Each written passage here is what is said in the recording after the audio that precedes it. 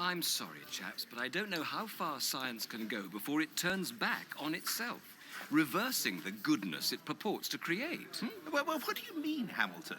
How far is too far? I saw in the newspapers this morning that a group of scientists, in Vienna, I think, have invented a means to splice the glands of young apes into old men, which renews their generative powers. Truly? Why, that's remarkable, Richard. I would say so. Imagine the impact that it would have. Why, the aging There, you see? This is not about drink or carousing. And your patient is? The one on the right, called John Hamilton. Is it so remarkable, Norman? It sounds unnatural to me. Unnatural? Now, explain yourself, Hamilton. How can it be unnatural if a group of men who are as natural as nature itself accomplish it? Oh, I suppose we have to define what we mean by natural. Well, let's not get bogged down in semantics. Just think of the significance of it. It could be the next adaptation in the evolutionary chain. I mean, embrace it, Hamilton. You'll be an old man yourself one day. I would rather be an old man than a young monkey. You see, I've been guiding his reading and taking care that he spends a good deal of time with his materialist friends. I suppose that strategy has its merits, but are you not being a trifle naive? Naive, Uncle. Well, it seems as if you suppose that argument is the best way to keep him out of the enemy's clutches. Well, isn't it? Oh, I suppose it might have worked if he'd lived a few centuries ago. At that time, humans still knew pretty well when a thing was proved and when it was not. And if it was proved, they really believed it. Oh? Yes, they still connected thinking with doing and were prepared to alter their way of life as a result of a chain of reasoning. Yes. But what with the weekly press and other such weapons, we have largely altered that. Your man has been accustomed ever since he was a boy to a dozen incompatible philosophies dancing about together inside his head. Yes, he doesn't think of doctrines as primarily true or false, but as academic or practical or outworn or contemporary or conventional or ruthless. Jargon, my boy. Not argument is your best ally in keeping him from the church. I see. Don't waste time trying to make him think that materialism is true. Make him think that it is strong or stark or courageous. That's the sort of thing he cares about. Oh, right. The trouble with argument is that it moves the whole struggle onto the enemy's own ground. He can argue too, whereas in really practical propaganda of the kind I am suggesting, he has been shown for centuries to be greatly the inferior of our Father below. By the very act of arguing, you awake the patient's faculty of reason. And once it is awake, who can foresee the result? Even if a particular train of thought can be twisted so as to end in our favor, you will find that you have been strengthening in your patient the fatal habit of attending to universal issues and withdrawing his attention from the stream of immediate sense experiences. Your business is to fix his attention on the stream. Teach him to call it real life. Right, but what do we mean by real? That is the whole point! I'm sorry. You mustn't let him ask that question. Remember, he is not, like you, a pure spirit. Never having been a human, that abominable advantage of the enemies, you don't realize how enslaved they are to the pressure of the ordinary. I don't understand. Of course you don't. Let me show you an incident from the past. What is this place? Have you never taken your patient to the British Museum? No. Ah, you should. It can be an invaluable tool if handled properly. Hours lost in reading, in viewing great displays of mankind without thinking for a moment about man, meaning the actual human being standing only a few feet away. But you'll see, with my patient reading on that bench, how it almost went pear-shaped for me. 20 years of work, very nearly lost, all because of one idle thought while visiting this museum. What idle thought? Listen. All these displays and artifacts, all these remnants of history. Is this all we have to show for our lives? Ooh, uh-oh. Yes, and this from a sound atheist. The enemy, of course, was at his elbow in a moment, ready to nurture that thought, to lead the patient to considering disgusting ideas like the mortality of man and the possibility of eternity. If I had lost my head and begun to attempt a defense by argument, I should have been undone, but I was not such a fool. I struck instantly at the part of the man which I had best under my control and suggested it was just about time he had some lunch. A bacon sandwich. The enemy presumably made the counter-suggestion. You know how one can never quite overhear what he says to them. That line of thought, is this all we have to show for our lives? At least I think that must have been his line, for I said to the patient, quite.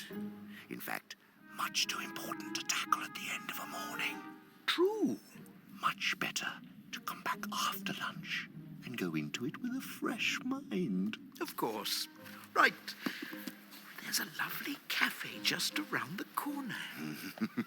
Once he was in the streets, the battle was won. I showed him a newsboy shouting the midday paper and a number 73 bus going past, and before he reached the bottom of the steps, I had got into him an unalterable conviction that whatever odd ideas might come into a man's head when he was shut up in a museum with his readings, a healthy dose of real life... Meaning the bus and the newsboy? Precisely, was enough to show him how all that sort of thing just couldn't be true. He knew he'd had a narrow escape, and in later years he was fond of talking about it. He is now safe in our Father's house. Excellent. Oh, you begin to see the point. Thanks to processes which we set at work in them centuries ago, they find it all but impossible to believe in the unfamiliar while the familiar is before their eyes. I see. Keep pressing home on your patient the ordinariness of things. Don't let him get away from that invaluable real life. Right. I could guide him towards science. It's grounded in real life and a solid defense against Christianity these days. You really are a stupid creature. To encourage him to think about science will invite him to think about realities he can't touch and see. There have been sad cases among the modern physicists. If he must dabble in science, then keep him on economics or sociology. But the best of all is to let him read no science at all and give him a grand general idea that he knows it all and that everything he happens to have picked up in casual talk and reading is the result of modern investigation. Do remember, you are there to fuddle him. Yes. From the way some of you young fiends talk, anyone would suppose it was our job to teach. Yes, Uncle. Yes, Uncle, yes. Well, get on with it.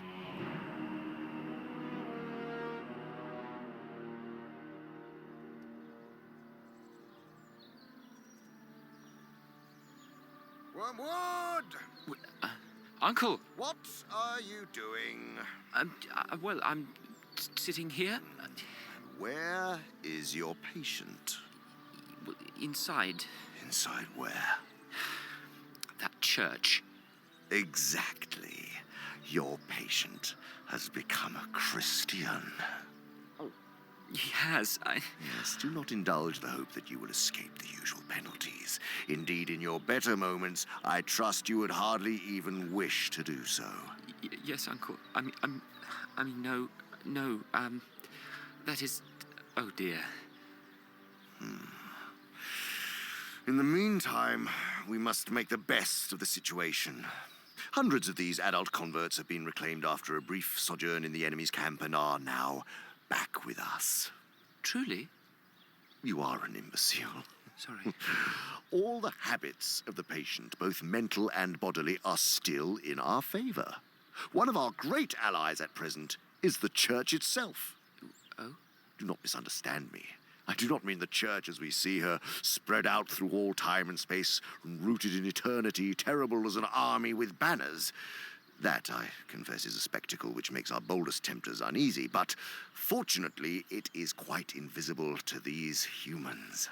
All your patient sees is the half-finished sham Gothic building, and when he goes inside, he sees the local grocer with a rather oily expression on his face, bustling up to offer him one shiny little prayer book containing a liturgy which neither of them understands, and one shabby little hymn book containing a number of religious lyrics, mostly bad and in very small print.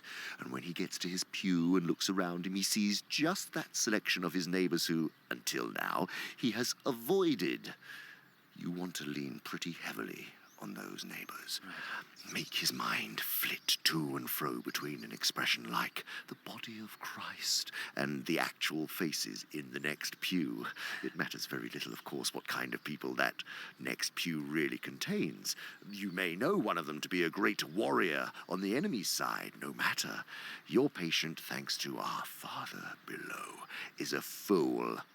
Provided that any of those neighbors sings out of tune or have boots that squeak or double chins or odd clothes, the patient will quite easily believe that their religion must therefore be somehow ridiculous.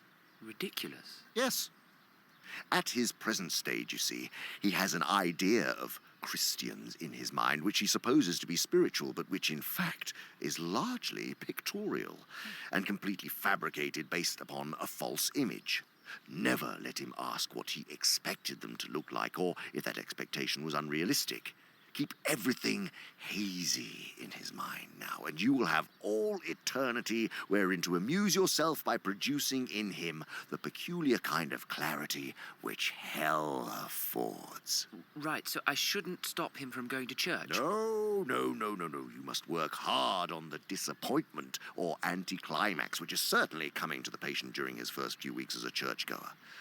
The enemy allows this disappointment to occur on the threshold of every human endeavor. It occurs when lovers have got married and begin the real task of learning to live together. In every department of life, it marks the transition from dreaming aspiration to laborious doing. The enemy takes this risk because he has a curious fantasy of making all these disgusting little human vermin into what he calls his free lovers and servants. Sons is the word that he uses, with his inveterate love of degrading the whole spiritual world by unnatural liaisons with the two-legged animals. Bonkers, isn't it? Desiring their freedom, he therefore refuses to carry them by their mere affections and habits to any of the goals which he sets before them. He leaves them to do it on their own. And there lies our opportunity. Well, perfect. Not perfect, fool. Danger lies there as well. If they get through the initial dryness successfully, they may become much less dependent on emotion and therefore harder to tempt. Of course, we must contact grunt throttle, bile squat, and foul belch. Why? Well, I have been operating on the assumption that the people in the next pew afford no rational ground for disappointment. Of course, if they do, if the patient knows that the woman with the absurd hat cheats at bridge, or the man with the squeaky boots is a miser and an extortioner, then your task is so much the easier. Excellent. Sorry, how is it easier? Well, then all you have to do is to keep out of your patient's mind the question, if I, being what I am, can consider that I am in some sense a Christian, why should the different vices of those people in the next pew prove that their religion is hypocrisy? Hypocrisy?